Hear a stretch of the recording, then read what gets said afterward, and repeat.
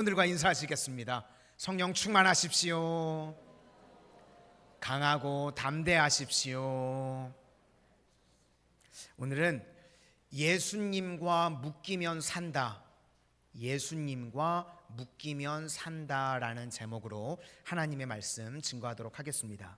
하나님께서요, 누구에게나 힘을 주셨습니다. 주신 힘이 각자에게 다 있다는 겁니다.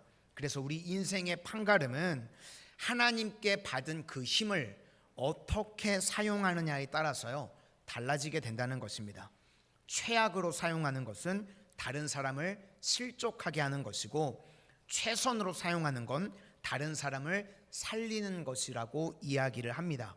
실족이라는 단어가요, 헬라어로 스캔들론, 영어 딱 떠오르시는 거 있죠? 스캔들이 여기서 나왔습니다. 원래의 뜻은 덫을 만들다, 망하게 만들다, 그런 뜻입니다. 그러니까 하나님께서 주신 기회와 힘을 가지고 남을 망하게 만들고 덫을 걸리게 만들고, 그것이 실족하게 하는 인생이라는 것입니다. 이런 사람은 연자 맷돌을 목에 메고 바다에 빠져 죽는 게 낫다는 겁니다. 다시 떠오르지 말라는 겁니다. 없어졌으면 좋겠다. 예수님의 유머인데 우리는 너무 이걸 살벌하게 좀 느끼는 것 같습니다. 본문 1절과 2절 우리 다 같이 한번 보시도록 하겠습니다. 시작. 예수께서 제자들에게 이르시되 실족하게 하는 것이 없을 수는 없으나 그렇게 하는 자에게는 화로다. 그가 이 작은 자 중에 하나를 실족하게 할진대 차라리 연자 맷돌이 그 목에 매여 바다에 던져지는 것이 나으리라. 그러면 우리가 이렇게 이야기를 합니다. 의도적으로 누구를 실족하게 하는 사람이 있느냐? 의도적으로 일부러 그러는 사람이요, 얼마나 되겠습니까? 그것이 아니고요, 내 태도가 실족하게 하는 것이 자동적으로 될 수 있다는 겁니다. 그러니까 자기 이익 때문에 살고요, 내 편한 것을 따라서 사는 사람은 자기도 모르게 남을, 상대방을 실족하게 하는 인생이 될 수 있다. 무서운 이야기입니다. 나도요, 나를 위해서만 살아가게 되면 남을 실족하게 만들 수 있다는 겁니다. 그래서 사람들을 만날 때마다 실족하게 합니다. 그런데 본인은 몰라요. 내가 누구를 실족하게 했어? 그냥 자기 자신만을 위해서 살면요, 다른 사람을 실족하게 하는 일들이 많이 생기게 된다는 겁니다. 누가복음 9장 23절에 예수님께서 이렇게 말씀하십니다. 나를 따라오려거든 자기를 부인하고 날마다 제 십자가를 지고 나를 따를 것이라. 첫 번째는 자기 부인입니다. 자기 부인은 나를 위해서만 살지 말아야 된다는 겁니다. 나 자신만을 위해서 살아가게 되면요, 누구나가 다 상대방을 실족하게 만들 수 있다는 겁니다. 그 다음에 용서가 나오는데, 용서는 무엇인가 하면 어떤 사람이 길이 막혀 있는데요, 내가 용서해 줌으로 말미암아 새로운 기회를 주는 겁니다. 그래서 그런 사람은요, 실족해 하지 않을 뿐만 아니라 계속해서 용서해 줌으로 말미암아 다른 사람의 길을 열어주는 것. 힘을 가진 사람은 그렇게 살아야 된다는 것입니다. 그런데 반대의 인생이 있습니다. 힘 가진 걸 가지고요, 실족하게 만드는 사람들이 있습니다. 민수기 22장에 보시면 발람이라고 하는 선지자가 나오는데, 발람이 대표적으로 그런 케이스입니다. 하나님의 말씀을 맡은 선지자였습니다. 그런데 이 사람은요, 하나님의 말씀이 이 최종 권위가 있는 것이 아니라 자기 이익, 자기 유익입니다. 그래서 말씀을 전하기는 전하는데 자기한테 유익이 된다고 그러면 이걸 완전히 전하고요, 혹시 자기한테 유익이 되지 않으면 말씀을 약간 기다리거나 변질이 되게 만듭니다. 그래서 악한 선지자의 대표적인 인물이 발람입니다.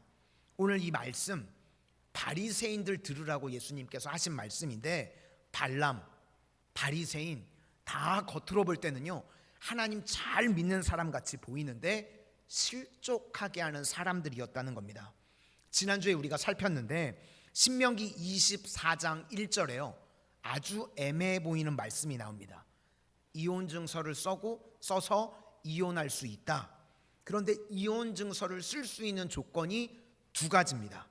수치되는 일을 하거나 기뻐하지 아니하면. 이 두 가지는요, 얼마든지 자의적으로 해석을 할 수가 있습니다. 어떤 사람이 아내가 밥을 2공기 먹는 거, 이거 수치스러울 수도 있죠.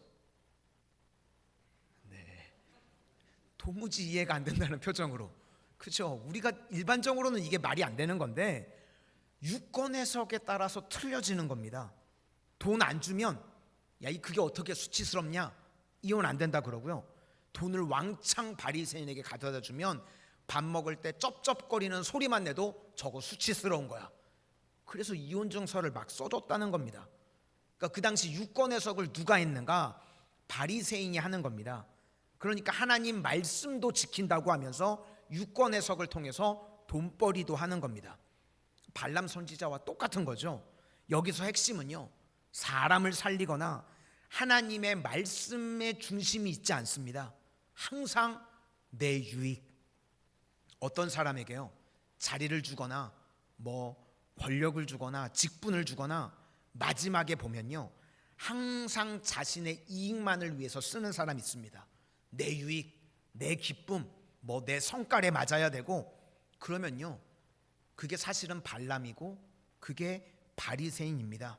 그런데 어떤 사람을 보시면요, 하나님께서 능력을 주실 때 그것을 하나님의 뜻에 부합하게 사용하고 사람을 살리는 것에 부합하게 사용합니다.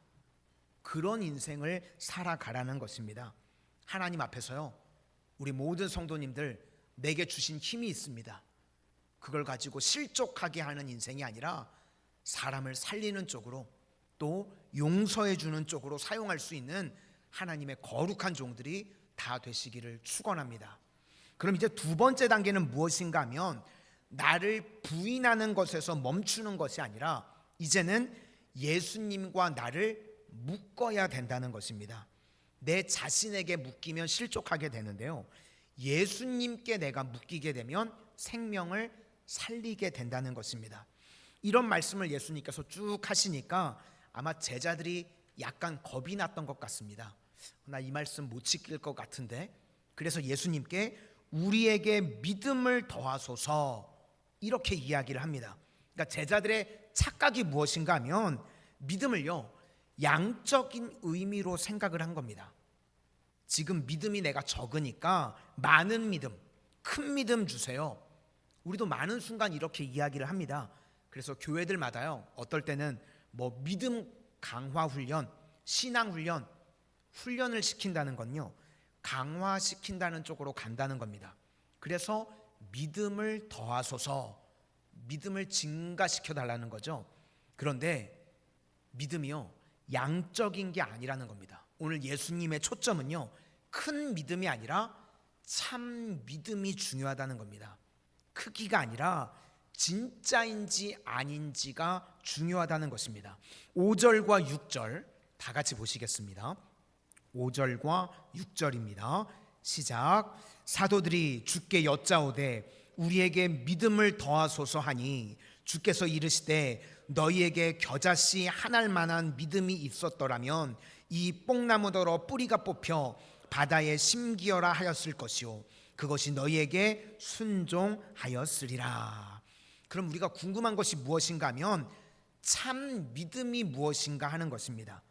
참 믿음은요, 예수님께 묶이는 것이 참 믿음이라는 것입니다.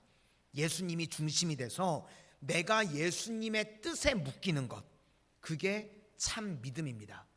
이제 좀 뒷부분으로 넘어가서 20절과 21절에 바리새인이 이렇게 묻습니다. 하나님의 나라가 어느 때에 임합니까? 때에 관심이 많습니다. 그때 예수님께서 뭐라고 그러시는가 하면 21절에, 우리 21절도 다 같이 한번 보시겠습니다. 시작. 또 여기 있다 저기 있다고도 못하리니 하나님의 나라는 너희 안에 있느니라. 그러니까 우리 마음속에 있다, 그렇게 주로 생각하는데 그런 뜻이 아니라 이걸 원뜻으로 보시면요, 하나님의 나라는 너희 사이에 있다는 겁니다. 사이가 뭐냐면 관계 속에 있다는 겁니다. 지금 무슨 이야기인가 하면 거기 예수님이 계십니다. 예수님이 임재에 있는 나와 너희 사이에 관계 속에 있다. 그러니까 예수님과 묶이면 하나님의 나라가 임하게 된다는 것입니다. 장소와 때와 관계가 없다는 겁니다. 우리는 장소에 관심이 많고 때에 관심이 많은데 장소나 때가 문제가 아니라 그곳이 어느 곳이라고 할지라도 예수님과 내가 묶이게 되면 그게 하나님의 나라가 임한 것이고 그게 천국이라는 것입니다. 그러니까 우리가 할 일은요, 열심히 자기를 부인하고 두 번째 단계는 예수님과 묶이고 말씀과 묶이는 인생, 그게 하나님 나라라는 것입니다. 사도행전 16장에 보시면 우리가 하나님의 일을 할 때도요, 다 저마다 자기 뜻이 있습니다. 그래서 사도 바울도 자기 뜻이 있었습니다. 아시아로 가서 복음을 전하고 싶었습니다. 그런데 그때요, 예수의 영이 막았답니다. 또 비두니아로 가고 싶었습니다. 그런데 그때도 역시 성령이 막았다는 이야기가 나옵니다. 그래서 사도 바울이 버티고 있는 겁니다. 자기 뜻대로 움직이지를 않습니다. 그래서 기도하고 계속 버티고 있으니까 마게도냐 환상을 주님이 보여주십니다. 그때 사도행전 16장 10절에 하나님이 저 사람들에게 복음을 전하라고 우리를 부르신 줄로 인정함이러라. 여기서 인정이라고 하는 단어가요, 굉장히 중요한 단어입니다. 순비바조라고 하는 단어인데 이게 원뜻은요, 결박입니다. 사도 바울이 자기가 어디로 가야 될지를 몰랐습니다. 그런데 하나님께서 마게도냐로 가서 복음을 증거하라고, 그것이 주님의 뜻이라는 걸 알고 거기에 나를 묶었다는 겁니다. 결박했다, 인정했다. 하나님의 뜻에 나를 결박했다. 순비바조. 똑같은 것이요, 창세기 22장에 나옵니다. 모리아산에서 백세에 얻었던 아들 이삭 바치라고 말씀하셨죠. 대충 이때의 나이를 계산해 보면요, 이삭이 17살입니다. 17살 우리 청소년들 보면 힘이 좋죠. 요즘 저희 첫째 아들도요, 저 이겨먹겠다고 자꾸 팔씨름을 덤벼요. 이제 내 곧 머지않아 지겠구나 이런 생각이 드는데 17살이면요 이 청소년들 힘이 한참 좋을 때입니다. 근데 아버지는 그러면 지금 몇 살이죠? 117세 할아버지입니다. 힘이 하나도 없는 아브라함. 그런데 성경을 보니까 아들 이삭을 결박하여 제단 나무 위에 놓고, 여기서 결박했다는 건 이삭의 입장에 놓고 보면요, 결박을 당한 겁니다. 얼마든지 도망칠 수 있죠. 힘이 있습니다. 그런데 하나님의 뜻에 나를 묶었다는 겁니다. 거부할 수 있는데 아버지를 통해서 하나님의 뜻을 들었습니다. 아, 나를 드리는 게 하나님의 뜻이구나. 이걸 명확하게 듣고 나를 하나님의 뜻에 결박했다. 이게 순비바조. 그래서 우리도요, 모든 힘을 다해서 나는 날마다 부인하고 예수님께 가서 내가 묶이는 것, 그게 순비바조. 그런 삶을 살아야 된다는 것입니다. 그래서 예화가 나오는데 내가 종이라는 걸 알라는 겁니다. 종과 주인이 있으면요, 종이 할 일은요, 죽어라 주인의 뜻에 묶이는 겁니다. 종이 뭐 열심히 일했다고 해서 칭찬받고 인정받는 거 아닙니다. 나는 무익한 종이라 하여야 할 일을 했을 뿐입니다. 그게 7절부터 10절까지의 예화입니다. 왜 이 말씀이 나오는가 하면 하나님 나라는요, 내가 하나님의 종이 돼서 하나님과 묶이는 일을 하는 거지, 내가 마른 종이라고 그러면서 실제로 목사들도 마른 주의 종이라고 그러죠. 그런데 주님 뜻이 아니라 지멋대로 한다 그러면 그게 무슨 종이냐 그러는 겁니다. 그래서 우리는 내 뜻은 다 꺾이고 죽어야 됩니다. 우리 뜻, 우리 주장이 아니라 하나님께 묶이는 교회, 하나님께 묶이는 성도, 하나님께 묶이는 사역자들, 그때 천국이 임하게 된다는 겁니다. 그래서 내가 종임을 알라는 겁니다. 우리 10절 다 같이 한번 보시겠습니다. 10절입니다. 시작. 이와 같이 너희도 명령을 받은 것을 다 행한 후에 이르기를 우리는 무익한 종이라 우리가 하여야 할 일을 한 것뿐이라 할지니라. 그러니까 주인 행세하지 말고 유세 떨지 말라는 겁니다. 당연한 것입니다. 부모님들이요, 자식을 키우는 거 혹시 자랑하십니까? 부모가 자식을 키울 때 자랑하지 않죠. 당연한 일을 하는 겁니다. 똑같이 부모에게 자식들이 효도하는 거 유세 떨 일 아니라는 거죠. 당연한 일입니다. 마찬가지로 우리가 다 주의 종인데 주인 앞에 충성하는 거, 이거 자랑하거나 유세 떨 일이 아니라는 겁니다. 당연한 일이라는 겁니다. 그래서 우리의 신앙은요, 날마다의 신앙입니다. 고린도전서 15장 31절에 나는 날마다 죽노라. 주님께서 우리에게요, 일용할 양식을 주십니다. 날마다 먹을 양식을 주시고요, 우리는 능력도요, 하루만 있으면 됩니다. 일용할 양식만 있으면, 능력만 있으면 됩니다. 오늘 충성할 힘만 있으면 됩니다. 그럼 내일은요, 주인이 또 우리에게 능력을 주십니다. 그런데 우리는 자꾸만 축척하기를 원합니다. 왜 축척하기를 원하죠? 내가 주인이니까 쌓아 놓으려고 생각을 한다는 겁니다. 종은 그렇지 않습니다. 내게 없는데요, 뭘 쌓아 놓습니까? 주인이 명령하면 하는 거고요, 종은 주인이 먹여주시는 겁니다. 그래서 우리가 하나님 앞에서 해야 할 일은 끊임없이 나를 죽이고 예수님께 묶이는 순비바죠. 주님의 뜻을 인정하는 그런 거룩한 길로 갈 줄 알아야 된다는 것입니다. 이제 세 번째, 하나님의 뜻도 우리가 알았습니다. 그런데 미적거리는 것이 있습니다. 틈을 주는 겁니다. 그래서 중요한 거는요, 즉각적인 순종이 있어야만 온전한 하나님의 나라가 이루어질 수 있다는 겁니다. 예수 믿으면 구원받는다, 구원이 선포되었습니다. 이거는요, 양면적인 의미가 있습니다. 예수 믿으면 구원받는다는 것은 뒤집으면 안 믿으면 버림받는다는 것입니다. 오늘 우리가 말씀을 듣는데 나는 말씀을 듣기만 하고 중립을 지킬 거야, 이럴 수 없습니다. 듣는 순간에요, 구원 아니면 심판입니다. 둘 중에 하나라는 겁니다. 말씀 듣는 순간에 그 말씀과 나를 묶든지 아니면 묶이지 않아서 멸망당하든지 둘 중에 하나라는 겁니다. 아까 민수기 22장에 발람이 하나님께서요, 발람에게 명확하게 말씀하셨습니다. 그들과 함께 가지도 말고 내 백성들 저주하지도 말아라, 명확하게 말씀하셨습니다. 그럼 발람이요, 그 말씀 듣고 순종하면 됩니다. 그런데 발락의 신하들이 왔을 때 그냥 나 안 가, 하나님이 가지 말라 그랬어, 그럼 끝나는 문제죠. 그런데 발락을 보시면요, 미적미적거립니다. 이유가 무엇인가? 발락 왕이 돈을 엄청 많이 준다 그랬습니다. 그랬더니 발람이 하루만 더 있어봐, 내가 하나님 앞에 한 번 더 기도해보고 뜻을 물어볼게. 우리 가운데도요, 그런 거 있습니다. 예수 믿는 사람들이요, 사실은 거절인데 안 돼요 그렇게 말하지 않고 뭐라고 이야기하냐면 기도해 볼게요. 혹시 들어보셨나요?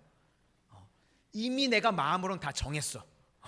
안 돼요인데 안 돼요라고 말하지 않고 기도해 볼게요, 이런 소리 합니다. 예를 들어서 우리 젊은이들 토요일에 어떤 멋진 남자가 와가지고요, 제안을 합니다. 내일 나랑 같이 밥 먹고 좋은 데 가서 내가 멋진 선물도 해준다고. 그럼 약간 마음이 흔들리죠. 그래서 어떻게 할래? 물었더니 크리스천이니까 기도해 보고요. 그게 발람 같은 여자입니다. 네. 그때 우리 뭐라 그래야 되죠? 사탄아 물러가라. 이거 너무 광신도 같죠? 이걸 이제 어떻게 표현하냐면 나는 내일 예배 드리러 가야 돼요. 그게 사탄아 물러가랍니다. 명확하게 표현해야 된다는 겁니다. 그런데 발람을 보시면 내가 다시 기도해 볼 테니까 하루만 더 유숙해 봐라. 나중에요, 발람 선지자, 하나님 앞에 버림받았던 대표적인 선지자입니다. 하여튼 성경에 욕할 때마다 나오는 남자 대표적인 인물이 발람이고요. 나쁜 여자의 대명사는 이세벨. 머뭇거리게 되면요, 이런 일들이 벌어진다는 겁니다. 명확하게 하고 나갈 줄 알아야 된다는 겁니다. 옛날 일제시대 때요, 어떤 목사님께서 일본 경찰이 와서 회유를 하더랍니다. 신사참배하라고 회유를 하더랍니다. 근데 이 목사님이 회유를 할 때요, 회유를 당하시지 않았습니다. 그럼에도 이 목사님께서요, 엄청나게 회개를 하셨답니다. 이유가 무엇인가 하면, 진짜 하나님을 잘 섬기는 사람한테는 일본 경찰들이요, 아예 가지를 않더라는 겁니다. 우리도 그렇죠. 우리가 누구를 넘어뜨리려고 그러면 누구한테 가겠습니까? 골수분자한테 안 갑니다. 변절될 가능성이 보이는 사람한테 가죠. 그래서 이 목사님도 엄청나게 회개를 하셨답니다. 내가 썩은 냄새를 풍기니까 파리가 모이는구나. 그래서 우리도 내 인생 가운데 자꾸만 유혹당하고 시험당한다는 건요, 그 자체가 하나님 앞에 회개할 일이라는 겁니다. 내가 발람 같은 스탠스를 취하고 있기 때문에 그렇다는 겁니다. 명확하게 하라는 겁니다. 기도해 볼게요가 아니라 나는 주일에는 예배 드리러 가야 된다고. 뭔 소리 하는 거냐고. 그게 사탄아 물러가라입니다. 그게 흔들리지 않는 신앙이라는 겁니다. 그래서요, 즉각적인 순종이 중요하다는 겁니다. 우리가 듣고, 말씀을 듣고 순종하지 않으면요, 발람됩니다. 중립에 서 있을 수 없다는 겁니다. 들어서 말씀에 묶이든지 아니면 버림받든지 둘 중에 하나입니다. 그래서 오늘 우리가 이렇게 말씀 듣는 이 시간이요, 굉장한 결단의 시간입니다. 내가 주님의 말씀대로 순종하든지 아니면 버림당하든지. 이제 뒤에 보시면 세 가지 때를 설명하고 있습니다. 인자의 때를 설명할 때 두 가지 비유를 듭니다. 노아의 때와 롯의 때. 예를 들어서 노아의 홍수 때를 보라는 겁니다. 120년 동안 노아가 방주를 지었습니다. 방주를 지으면서 계속해서 노아가 이야기를 했겠죠. 홍수가 날 건데 이 방주에 타야만 구원받는다고 오랫동안 이야기를 했을 겁니다. 그때 사람들의 반응이 어땠는가 하면 시집가고 장가들고 일상생활했다는 겁니다. 그런데 방주에 타야 구원이 있어 라고 하는 이야기에 즉각 순종하면 사는 겁니다. 그래서 몇 명이 살았죠? 8명의 가족만 살았습니다. 나머진 듣기는 들었는데요, 무시해서 다 죽었습니다. 그래서 방주는요, 구원의 방주이자 멸망의 방주입니다. 순종하면 구원이지만 그 말씀에 미적거리면 심판이고 죽는다는 겁니다. 롯의 때도 마찬가지입니다. 소돔과 고모라 불과 유황으로 망한다. 하나님이 명확하게 말씀하셨습니다. 그런데 그 이야기 듣고 최종적으로 빠져나온 사람은 3명밖에 없었습니다. 그러니까 하나님의 말씀을 듣는 그 순간에 즉각적인 순종을 하면 구원이지만 무시해버리면 심판당한다는 겁니다. 미적거린다고 될 수 있는 것이 아니라는 겁니다. 그래서 하나님의 나라는 언제 이루어지는가? 내가 말씀을 듣고 즉각적인 순종을 할 때 이루어지게 된다는 것입니다. 또 하나의 예화가 나오는데 10명의 나병 환자 이야기. 이 사람들은요, 이게 예수님에 대한 지식이 그 당시 풍성하지 않았던 것 같습니다. 그래서 13절에 예수님을 뭐라고 부르냐면 예수 선생님이요. 이게 말이 좀 어색하죠. 누가 저한테 와가지고요, 주지 목사님 이러는 거랑 똑같은 거예요. 들을 때 좀 어색하지 않으세요? 우리 기독교는 담임 목사라고 그러지 주지 목사라 그러지 않잖아요. 근데 무슨 뜻인지는 이해는 되죠. 주지 목사님 그러면 그런 식으로 지금 좀 어색하게 예수님을 부른 겁니다. 예수 선생님이요.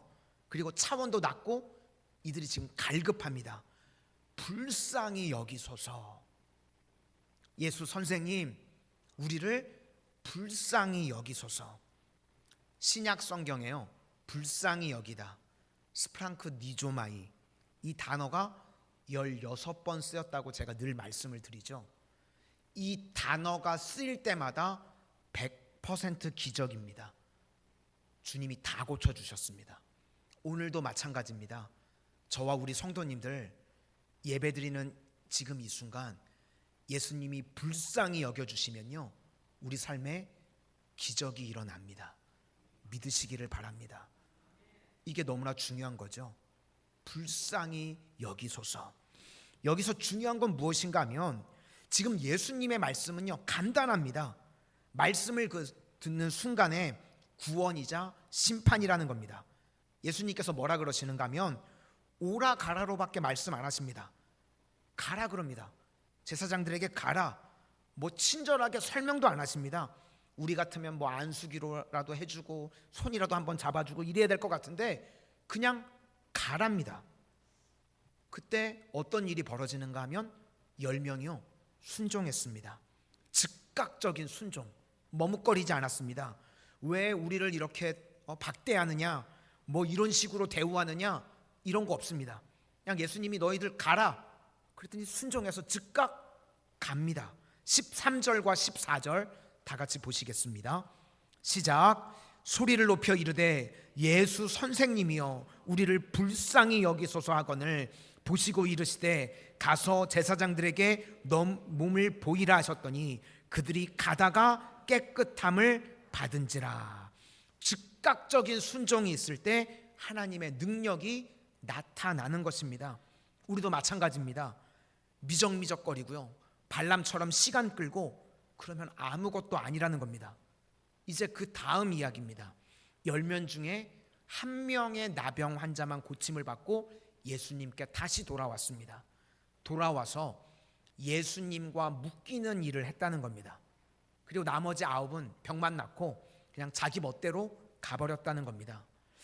여기서요, 진정한 구원이라고 하는 것은 돌아오는 것. 돌아오는 거는요, 자원입니다. 예수님께서 너희들 병 나으면 나에게 다시 돌아와야 돼, 이런 말 한 적 없으십니다. 그러니까 지금 한 명의 돌아온 나병 환자는 자원입니다. 스스로 이제 와서 예수님께 내가 묶이는 겁니다. 엎드렸다 그러는데 경배했다는 거죠. 스스로 와서 이제 예수님께 예배를 드립니다. 그래서 오늘 우리 성도님들 예배 드리러 오셨는데요, 내가 자원해서 예배 자리에 와서 예수님과 묶이는 시간, 이게 예배 시간입니다. 그랬더니 예수님께서 내 믿음이 너를 구원하였다고 말씀하십니다.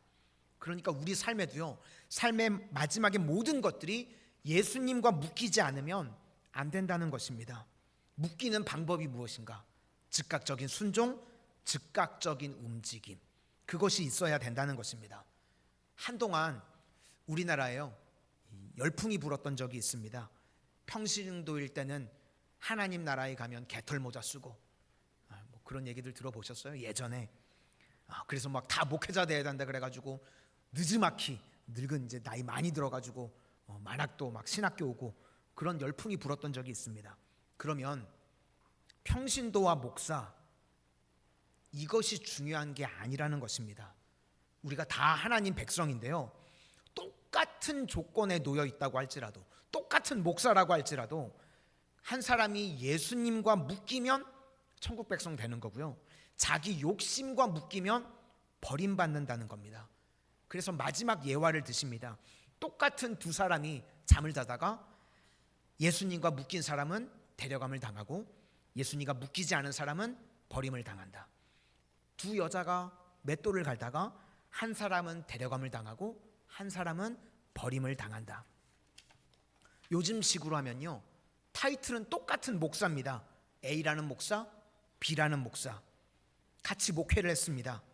그런데 예수님과 묶이면 데려감을 당하고 자기 욕심과 묶이면 버림받는다는 겁니다.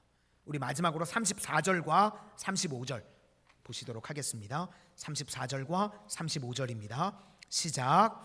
내가 너희에게 이르노니 그 밤에 둘이 한 자리에 누워 있음에 하나는 데려감을 얻고 하나는 버려둠을 당할 것이요 두 여자가 함께 맷돌을 갈고 있음에 하나는 데려감을 얻고 하나는 버려둠을 당할 것이니라.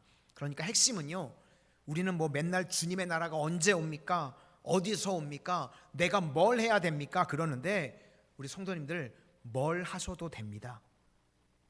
주방에 섬겨도 되고요, 주차 봉사해도 되고, 뭘 하셔도 괜찮습니다. 그 자리에서, 내가 있는 그 사명의 자리에서요, 예수님과 묶이기만 하면 데려감을 당하고요, 자기 욕심과 묶이면 망하는 인생이 된다는 겁니다. 그래서 우리 사역에서요, 높고 낮음 없습니다. 주님의 일, 우리에게 맡겨주신 일, 그게 무엇이 되었든지 간에 거기서 주님과 묶이기만 하면 그것이 천국이고 그것이 하나님의 뜻이라는 것입니다. 오늘 예배 드리신 우리 성도님들, 하나님께서 내게 주신 힘들이 다 있으시죠? 그것을 사람을 실족하게 만드는 것이 아니라 생명을 살리는 쪽으로 나아가실 수 있기를 소망합니다. 그리고 2차적으로는 예수님과 묶이는 것입니다. 즉각적인 순종을 해야 확장이 된다는 겁니다. 이것이 믿는 것입니다. 우리가 참 믿음은 주님과 묶이는 것이 참 믿음입니다. 내게 겨자씨만한 믿음만 있어도요, 못할 일이 없다는 겁니다. 그래서 그 참 믿음의 능력이 있는 주의 거룩한 백성들이 다 되시기를 주의 이름으로 축원합니다.